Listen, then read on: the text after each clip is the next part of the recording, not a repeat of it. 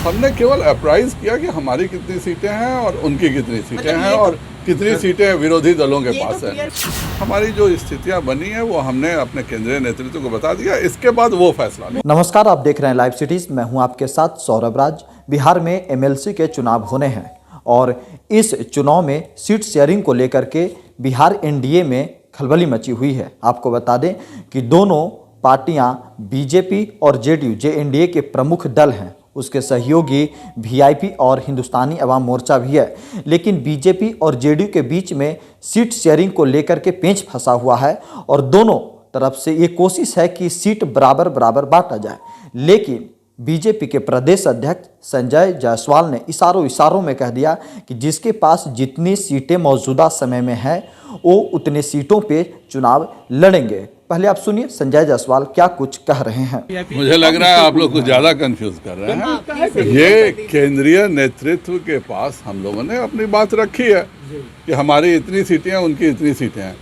अब उसमें से क्या होगा, कितनी सीटें गठबंधन में जाएंगी और क्या करेगा, ये केंद्रीय नेतृत्व तय करेगा। यह तय करना कभी भी प्रदेश का काम नहीं होता है।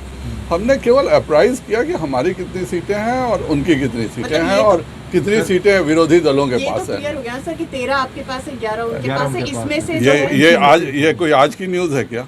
नहीं, लेकिन जेडीयू कह रही कि बराबर यानी कि 12-12 पे ही दोनों। देखिए, हमारे यहाँ से हमेशा केंद्रीय नेतृत्व यह निर्णय लेता है।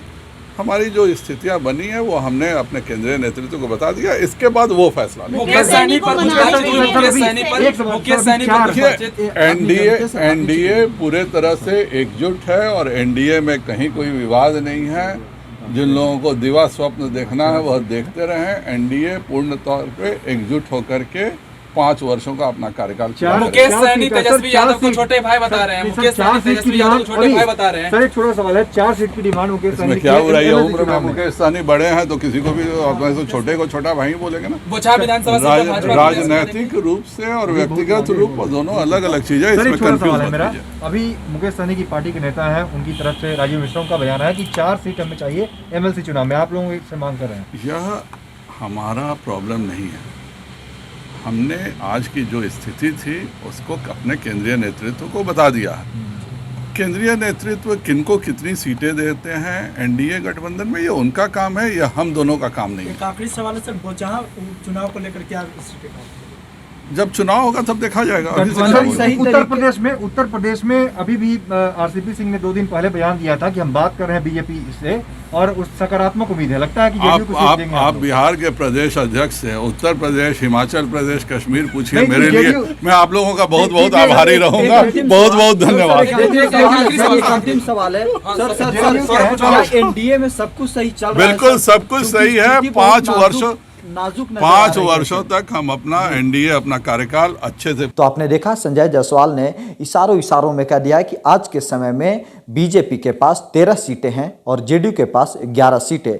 और ऐसे में उन्होंने संकेत साफ दे दिया है कि जो सीट शेयरिंग होगी वो इसी फॉर्मूले पे वर्तमान समय को देखते हुए, वर्तमान सीटों को देखते हुए, जहां पे जिसके उम्मीदवार हैं वो सीटें उनके ही पार्टी के द्वारा लड़ी जाएगी। अब देखना यह होगा कि क्या इस फॉर्मूले पे जेडीयू राजी होती है या नहीं, और उसके अलावा फिर ये दोनों पार्टियां अपने अपने सहयोगियों को बीच में किस तरीके से सीट शेयरिंग करती है, ये आने वाले समय में देखना दिलचस्प होगा। लेकिन आपको बता दें, प्रदेश अध्यक्ष संजय जायसवाल ने इशारों में बड़ा बयान दे दिया है और उन्होंने कहा है कि हमारे पास 13 सीटें हैं और वो इन सीटों पर लड़ने की कोशिश करेंगे और इस पर लड़ेंगे। आपको बता दें कि आज दिल्ली में बीजेपी के प्रदेश अध्यक्ष और उप मुख्यमंत्री तारकिशोर प्रसाद बीजेपी के शीर्ष नेतृत्व के साथ मुलाकात किए हैं, बैठक किए हैं और वहां पे बिहार की मौजूदा परिस्थितियों को लेकर के और एमएलसी के जो चुनाव होने हैं, सीट शेयरिंग का जो मुद्दा है, वहां पे उन्होंने अपनी बातों को रखा है और यहां तक कहा कि जाकर के शीर्ष नेतृत्व को सारी बातों से अवगत करा दिया गया है। अब डिसीजन लेना शीर्ष नेतृत्व के हाथ में है